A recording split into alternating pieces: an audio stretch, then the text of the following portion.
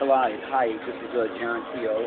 It is the 17th of April, and I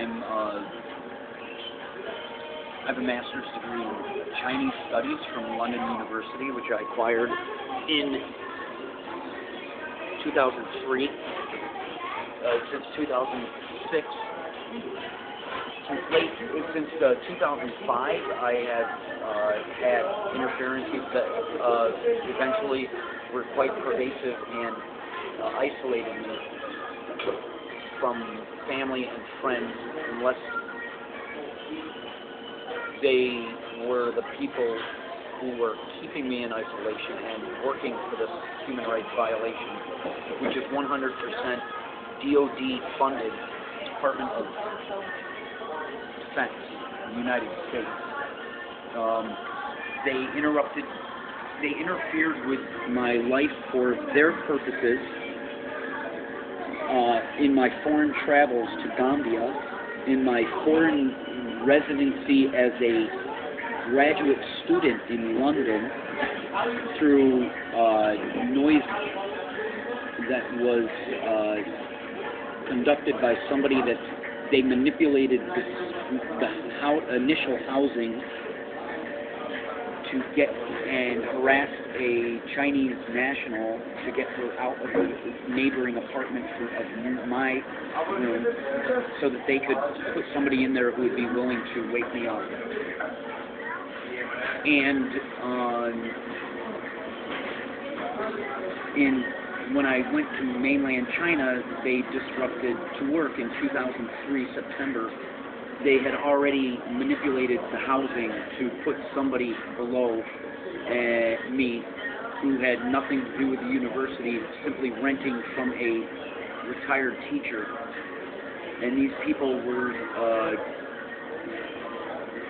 taking cues from communication devices as to what, hitting the ceiling and making noise and disruption all night long based on cues, but they were cued from people probably in America or somewhere around who use these emerging weapons technologies, which are similar to communication devices, in picking up my brain states and knowing when I sleep. So seconds after I would fall asleep, the neighbors downstairs would be cued from these people working with the classified technology. They were paid. The school was certain members of the English department and the administration, certain, not all, were informed, and obviously some sort of bribes or corruption were used to allow that to happen. That was 3 minutes, okay. What they did in 2005 was they had disrupted my housing, my first housing in Guangzhou City. By April 2005, I had to move out, and I moved into the housing which was near the university, near all foreigners that were already in league, who were my so-called friends. And then later, after a series of traumatic events that included sex, one after another, of electronics and a watch, they hired a group who lived away from this area and not in my building primarily, and they used this group to solicit weekend partying, which included recreational drugs.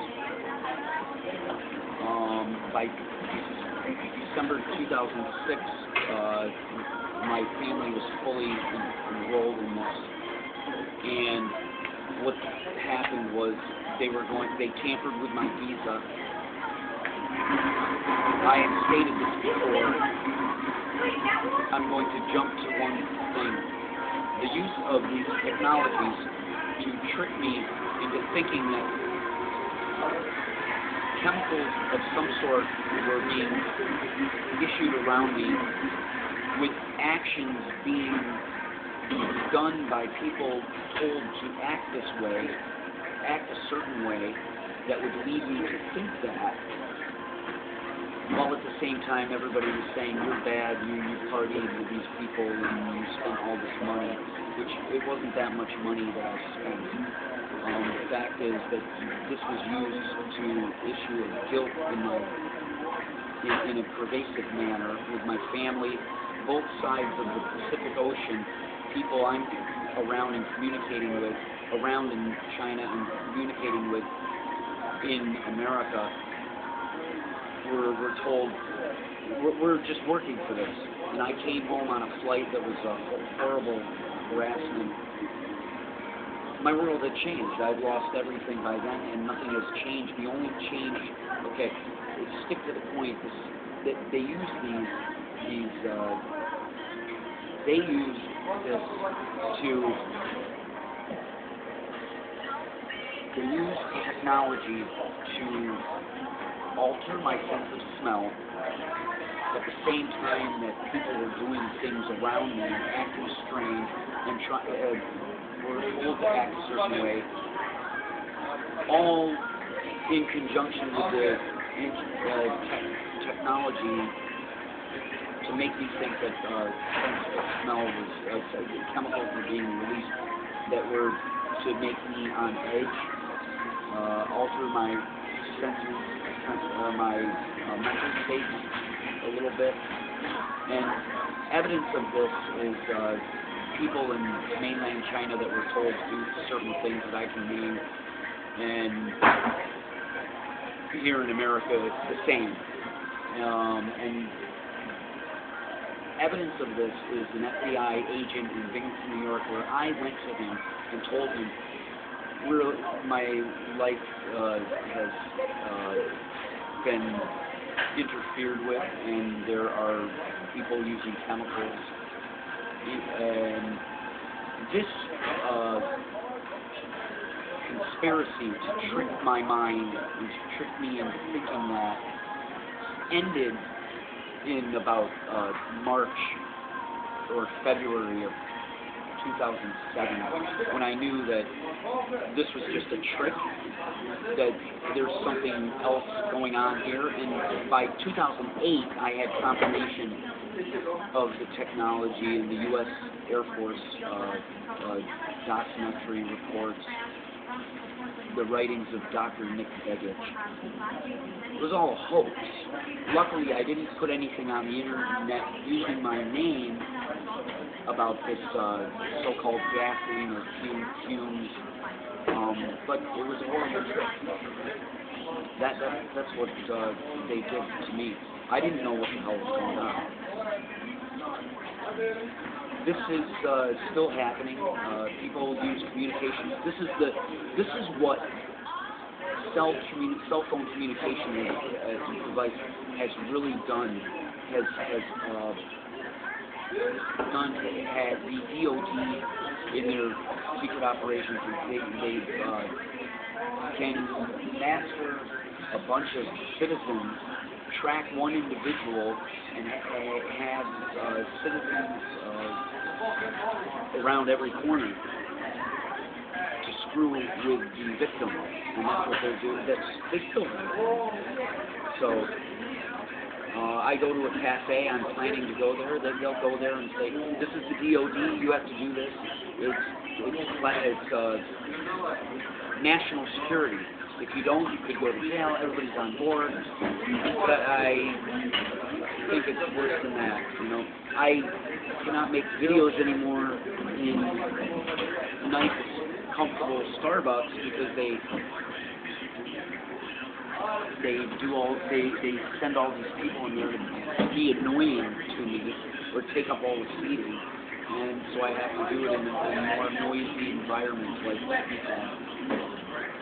Dunkin' Donuts. So there you are. My life is hell. At the computer, they issue torture to my